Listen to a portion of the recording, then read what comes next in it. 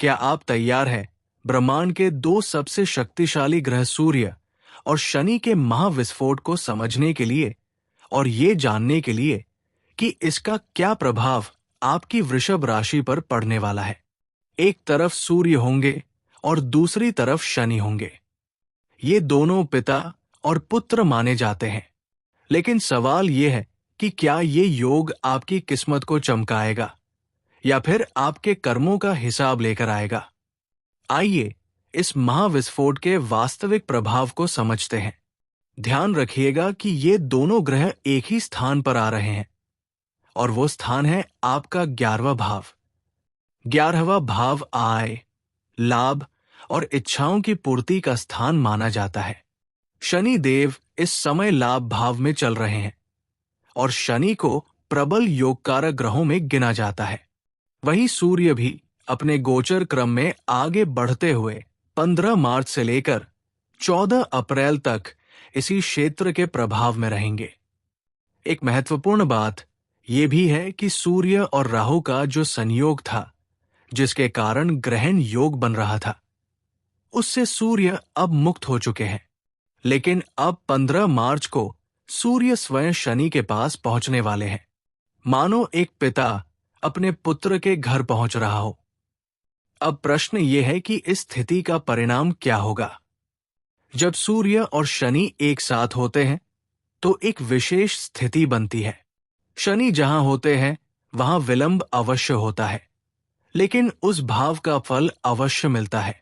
इसका अर्थ ये हुआ कि लाभ भाव में होने के कारण लाभ का परिणाम आपको अवश्य मिलेगा। सूर्य प्रकाश के प्रतीक है। जब सूर्य का प्रकाश लाभ के भाव में आता है तो जीवन के कई अंधकार दूर होने लगते हैं। शनि यदि अंधकार का प्रतीक है तो उस अंधकार को दूर करने का सामर्थ्य सूर्य में ही होता है। इस कारण इस समय आय और लाभ प्राप्त करने के नए अवसर खुल सकते हैं। जब सूर्य शनि के अत्यंत निकट आ जाते हैं तो शनि अस्त अवस्था में चले जाते हैं। इसका अर्थ ये होता है कि शनि की शक्ति कुछ समय के लिए मंद पड़ जाती है। इसे ऐसे समझिए जैसे आप किसी कमरे में बैठकर कार्य कर रहे हों और अचानक प्रकाश कम हो जाए। ऐसे समय आपको अधिक ध्यान और एकाग्रता से काम करना पड़ता है। ठीक इसी प्रकार इस समय आपको अपने कर्म क्षेत्र और अपने लक्ष्य पर विशेष ध्यान देने की आवश्यकता होगी, क्योंकि 10वां भाव कर्म और कार्य क्षेत्र का स्थान है और 9वां भाव भाग्य का स्थान माना जाता है। यदि ध्यान भटका तो अवसर हाथ से निकल भी सकते हैं। हालांकि लाभ की संभावनाएं इस समय मजबूत बनी रहती है। सूर्य कहते हैं कि मैं आपकी प्रतिष्ठा और स्थान का प्रतिनिधित्व करता हूं। वहीं शनि कहते हैं कि मैं आपका कर्म और परिश्रम हूं। इस समय सूर्य के प्रभाव से आपके कर्म क्षेत्र में उन्नति के अवसर प्राप्त हो सकते हैं। सूर्य को अधिकार और उच्च पद का भी प्रतीक माना जाता है, इसलिए संभव है कि कार्य क्षेत्र में अधिकारी वर्ग की ओर से आप पर अधिक जिम्मेदारी या दबाव भी आए। हो सकता है कि सामान्य से अधिक कार्य आपसे लिया जाए। इसलिए ये आवश्यक है कि आप धैर्य और सावधानी के साथ अपने कार्य को पूरा करें ताकि किसी प्रकार की गलती न हो। अब एक और महत्वपूर्ण बात समझिए। 9वां भाव पिता का स्थान माना जाता है और शनि 9वां भाव के स्वामी माने जाते हैं। ऐसे में जब सूर्य शनि के पास आते हैं तो पिता या संतान के साथ कुछ मानसिक तनाव की स्थिति भी उत्पन्न हो सकती है।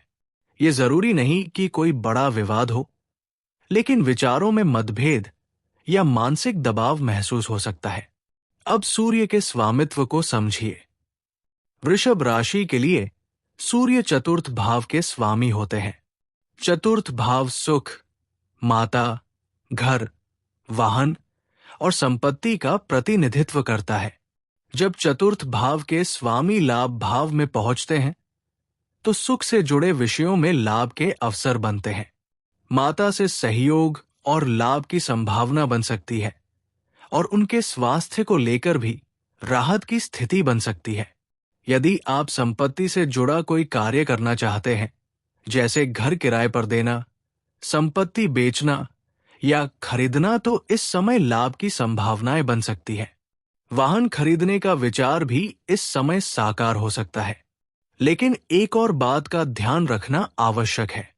जब सूर्य मीन राशि में प्रवेश करते हैं तो उस समय को खर मास कहा जाता है। धार्मिक मान्यताओं के अनुसार इस समय विवाह, गृह प्रवेश या अन्य मांगलिक कार्यों के लिए मुहूर्त नहीं माने जाते। इस कारण 15 मार्च से 14 अप्रैल तक विवाह या गृह प्रवेश के शुभ मुहूर्त नहीं मिलते।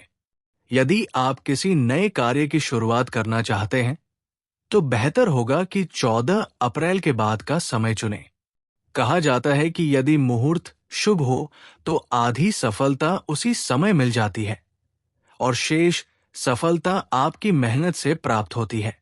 अब प्रश्न यह है कि इस समय ग्रहों के शुभ प्रभाव को कैसे बढ़ाया जाए और नकारात्मक प्रभाव को कैसे कम किया जाए। इसके लिए आप शनि देव और सूर्य देव दोनों की उपासना कर सकते हैं। शनि देव के मंत्र का जप करें, ओम शनैश्चराय नमः, और प्रतिदिन प्रातःकाल सूर्य भगवान को जल अर्पित कर उनका स्मरण करें। ऐसा करने से ग्रहों के आशीर्वाद से जीवन में लाभ और उन्नति के मार्ग खुल सकते हैं। उम्मीद है आपने इस जानकारी को ध्यान से सुना और समझा होगा। यदि आपको ये ज्ञान उपयोगी लगा हो तो अपना स्नेह अवश्य प्रकट करें, और यदि आपने अभी तक इस चैनल को ग्रहण नहीं किया है तो अवश्य जुड़िए। आप सभी का दिन मंगलमय हो। जय श्री राम।